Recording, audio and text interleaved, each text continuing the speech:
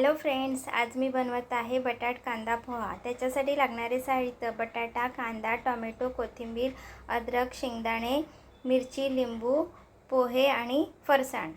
चला आपण रेसिपीला सुरुवात करूया। बटाटा शेंगदाणा आपला वाफेवर असा शिजलेला आहे। यामध्ये आपण थोडंसं अद्रक किसून टाकू। बटाटा शिजल्यानंतर आपण हे पोहे धुवून घेतलेले आहेत असे स्वच्छ। आता आपण हे त्याच्यामध्ये घालू।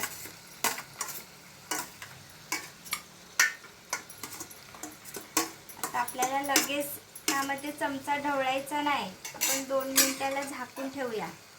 2 मिनिटानंतर आपण बघू।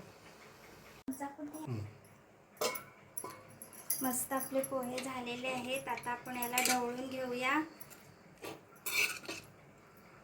लगेचच चमचा घालायचा नाही पोहे टाकल्यावर। 2 मिनिटं 3 मिनिटं आपण वाफेवर असं शिजवून घ्यायचं। मस्त असं आपल्या पोह्याला कलर आलेला आहे आणि मस्त असं बटाटा शेंगदाणा शिजलेला आहे। आपण यामध्ये आता कोथिंबीर, लिंबू तुम्हाला वाटले तर तुम्ही घालू शकता, फरसाण घालू शकता।